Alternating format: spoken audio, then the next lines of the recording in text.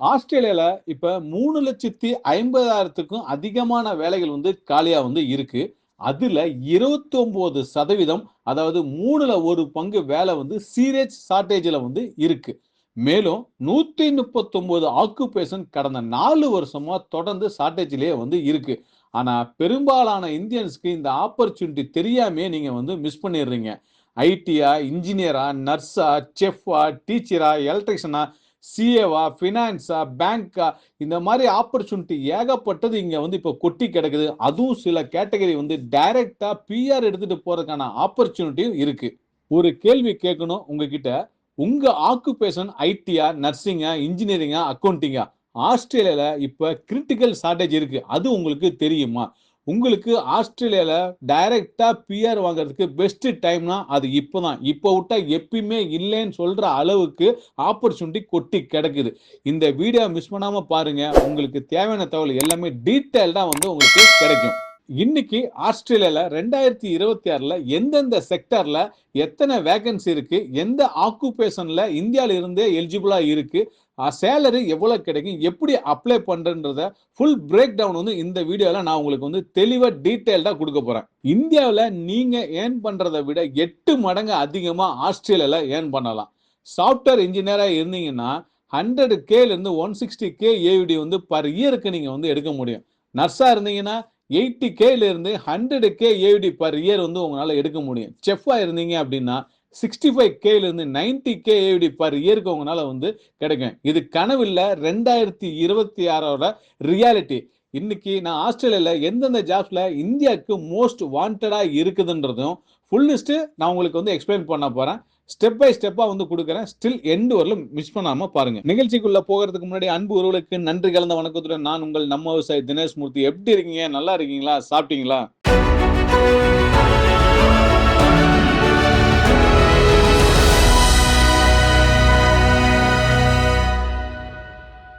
இன்னைக்கு Australia immigration, PR process, job opportunities எல்லாத்தையுமே சிம்பிளா எக்ஸ்பிளைன் பண்றேன். அதே மாதிரி இன்னைக்கு இம்பார்ட்டனா இருக்கக்கூடிய ஆஸ்திரேலியா 2026ல ஆக்சுவல் வேகன்சி டேட்டா வச்சுதான் நான் பேச போறேன். இந்த வீடியோல நீங்க தெரிஞ்சுக்க போற முக்கியமான பாயிண்ட் அப்படின்னா, ஆஸ்திரேலியால எந்த செக்டர்ல கிரிட்டிக்கல் ஷார்டேஜ் அதிகமா இருக்கு, எந்த ஆக்குபேஷன்ஸ்ல இந்தியாவுக்கு மோஸ்ட் எலிஜிபிளா இருக்கு, எந்த சேலரியை நீங்க எதிர்பார்க்கலாம், எம்ப்ளாய் ஸ்பான்சர் எப்படி கிடைக்கும், இந்தியாவில இருந்தே அப்ளை பண்றது எப்படி அப்படின்றது எல்லாமே டீடைல்டா உங்களுக்கு நான் கொடுக்க போறேன். CSOL சொல்லுவாங்க. அதாவது கோர் ஸ்கில் ஆக்குபேஷன் லிஸ்ட் 465 இருக்கு. MLTSSL அப்படின்னு சொல்லுவாங்க. Medium and long term strategic skill list. இதுல மட்டும் 212 இருக்கு. டோட்டல் வேகன்சி நான் முன்னாடியே சொல்லிட்டேன் 3.5 லட்சம். அதே மாதிரி ஷார்டேஜ் நான் உங்களுக்கு முன்னாடியே வந்துட்டேன் 29% இருக்கு அப்படின்னு சொல்லிட்டேன் நான். கிட்டத்தட்ட பிரசிடென்ட் ஷார்டேஜ் மட்டுமே 139 இருக்கு. ஸ்டேட் நாமினேஷன் 8 இருக்கு. ஓகே, இப்ப 2027ல ஆஸ்திரேலியா ஜாப் மார்க்கெட் என்ன சொல்ல போகுது அப்படின்றத ஒரு பிக் பிக்சரா பார்க்க போறோம். ஃபர்ஸ்ட் பாத்தீங்கன்னா ஆஸ்திரேலியால 3.5 லட்சம் வேகன்சி இருக்குன்றத சொல்லிட்டோம். இதுல 456 ஆக்குபேஷன் CSOL லிஸ்ட்ல இருக்கு. இதுல இருந்தாலே எம்ப்ளாயர் உங்களை ஸ்பான்சர் பண்ண முடியும். மூணாவது 212 ஆக்குபேஷன் MLTSSL இருக்கு. இதுல உங்க ஆக்குபேஷன் இருந்தா 189 டைரக்டா பிஆர் கூட எடுக்கிறதுக்கு பாசிபிள் இருக்கு.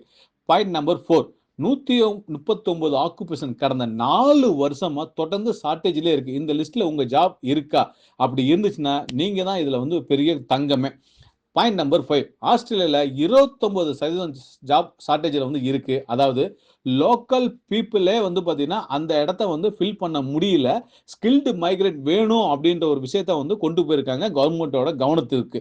ஸோ இதுல உங்க ஆப்பர்ச்சுனிட்டி எந்த விண்டோல எந்த செக்டர்ல உள்ள வர போறீங்க அப்படின்ற ஒரு பிரேக் டவுன் இப்போ 1 by 1 நான் கொடுக்குறேன். எந்த துறையில அதிகமான வாய்ப்புகள் இருக்கும் அப்படின்றத நான் சொல்ல வேண்டிய அவசியமே இல்லை. கண்ணை மூடிட்டு கேட்டா நீங்களே சொல்லிடுவீங்க. ஹெல்த் கேர் அண்ட் நர்சிங் டிபார்ட்மெண்ட்ல தான் அதிகமான இந்தியன்ஸ்க்கு வாய்ப்பு அதிகமாகவே இருக்கு. அதுவும் குறிப்பாக இந்த நர்ஸு துறையில் இந்தியாவில் தமிழ்நாட்டோட கேரளாவில் இருந்தும் அதிகமான பீப்புள் இங்கே வந்துகிட்டே இருக்காங்க. அதே மாதிரி சேலரி இந்தியா கம்பேர் போனது கிட்டத்தட்ட 10 மடங்கு 8லேருந்து 10 மடங்கு அதிகமாக உங்களுக்கு கிடைக்குது. இந்தியாவில் நீங்கள் ஒரு பிஎஸ்சி நர்சிங் இல்லை ஜிஎன்எம் டிகிரியுடன் 2 வருஷம் எக்ஸ்பீரியன்ஸ் இருந்ததுன்னா போதும். இந்த ANMSC அப்படின்னு சொல்லுவாங்க. அந்த assessment 190 visa state nomination Australia PR. இப்படி தான் இந்த ஸ்டெப் உங்களுக்கு மூவ் ஆகும். அதே மாதிரி பார்த்தீங்கன்னா ஏஜ்டு கேர் ஒர்க்கர் பொசிஷனுக்கு அப்ளை பண்ணுற மாதிரி தான் சிஎஸ்ஓஎல் லிஸ்ட்ல இருந்தது அப்படின்னா எம்ப்ளாயர் டைரக்டா ஸ்பான்சர் பண்ணலாம், பாயிண்ட்ஸ் கூட உங்களுக்கு வந்து தேவையில்லை. அடுத்தது இன்னொன்று, இந்த கேட்டகரி அதே மாதிரி தான் நீங்கள் கண்ண மூடிட்டே சொல்லிடுவீங்க, ஐடி அண்ட் சாஃப்ட்வேர்.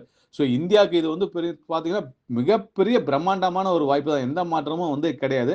ஐடி ப்ரொஃபஷனலாக வந்து இருக்கீங்க அப்படின்னா இது வந்து கனவு தேசம் அப்படின்னா அது ஆஸ்திரேலியா வந்து கண் மூடிட்டு நம்ம வந்து சொல்லலாம். அந்த அளவுக்கு வந்து பார்த்தீங்கன்னா இங்கே வந்து ஆப்பர்ச்சுனிட்டி வந்து இருக்கு. குறிப்பாக software engineer, cloud architect, cyber security, data scientist, DevOps engineer, ICT project manager, இவங்களோட சேலரிலாம் பாருங்க, நமக்கு பார்த்தாவே தலை சுத்தம், அந்த அளவுக்கு இருக்கு சேலரி. ஸோ இங்கே வந்து பார்த்தீங்கன்னா இந்தியாவில் இருக்கக்கூடிய சில கம்பெனிக்கே வந்து இங்கே பிரான்ச்லாம் இருக்கு.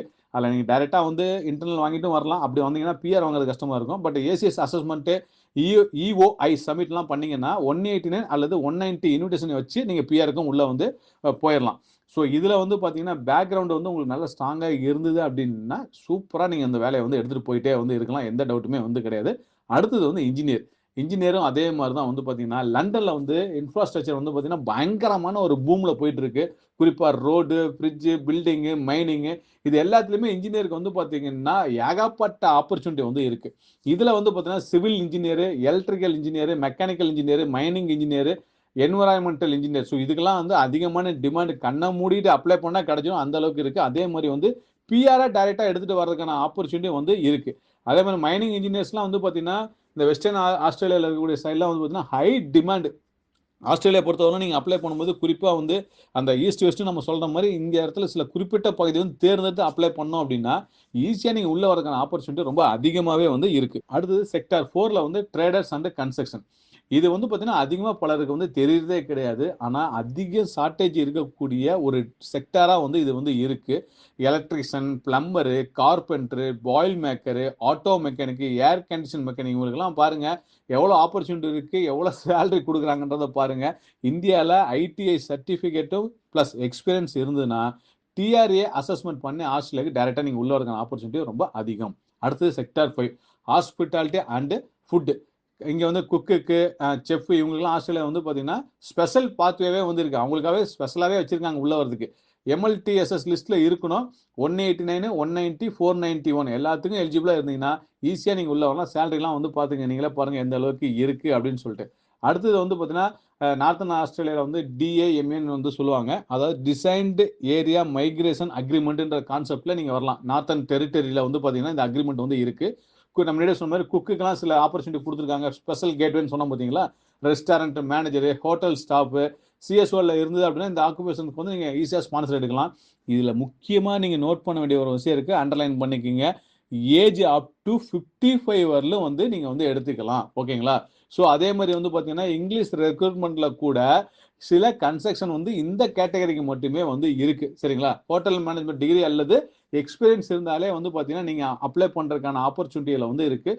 அதே மாதிரி இதில் பிஆருக்கும் ஆப்பர்ச்சுனிட்டி வந்து இருக்குது. அடுத்தது வந்து பார்த்தீங்கன்னா எஜுகேஷன்.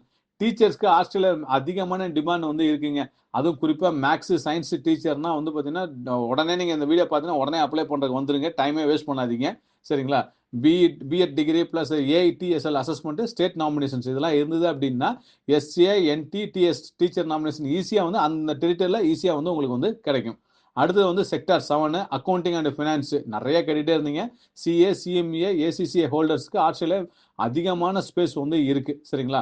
அது ஜென்ரல் அக்கௌண்டன்ட்லாம் இருக்கீங்க, அதுவும் எம்எல்டிஎஸ்எஸ்ல இருந்தது அப்படின்னா டைரெக்டாக பிஆர் அப்ளை பண்ணுறதுக்கும் ஆப்பர்ச்சுனிட்டி உங்களுக்கு வந்து இருக்குது. ஸோ இதை எப்படி அப்ளை பண்ணலாம் அப்படின்றது இந்த வெப்சைட் லிங்க்கும் கொடுக்குறேன், நீங்கள் வந்து டேரெக்டாக பார்த்து வந்து அப்ளை பண்ணலாம். வழக்கம் போல் ஹெல்ப் தேவைப்பட்டாலும் நீங்கள் வந்து எங்களை வந்து கான்டாக்ட் பண்ணலாம். இப்போ நீங்கள் பார்த்தது எல்லாத்துக்குமே வந்து ஒரு ஸ்பான்சர் கிடைக்குன்னா டெஃபினட்டாக கிடைக்கும். ஒரு 5 கேட்டகரி 5 வழியில் வந்து நமக்கு வந்து கிடைக்கும். விசா 482 டிமாண்டில் இருக்கக்கூடிய ஒரு ஸ்கில் செக்டர். ஸோ இதில் டைரெக்டாக நீங்கள் வந்து கிடைக்கிறதுக்கான ஆப்பர்ச்சுனிட்டி வந்து இருக்குது. இந்தியாவிலேருந்தே நீங்கள் வந்து அப்ளை பண்ணலாம். விசா 186 எம்ப்ளாயர் நாமினேஷன் டைரக்ட் பிஆருக்கே நீங்கள் அப்ளை பண்ணலாம்.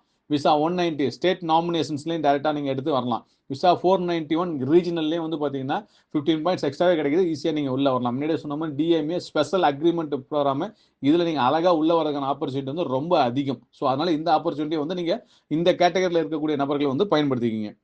இந்தியாவில் இருந்து டைரெக்டாக ஒரு 5 கேட்டகரியில் அதிக காம்படிஷன்ஸ் இருந்தாலும் வர்றதுக்கான ஆப்பர்ச்சுனிட்டி இருக்கக்கூடிய வழியை சொல்கிறேன். ஒன்று வந்து பார்த்தீங்கன்னா ரிஜிஸ்டர் நர்ஸ், நீங்கள் வரதுக்கான ஆப்ஷன்ஸ் வந்து ரொம்ப அதிகம்.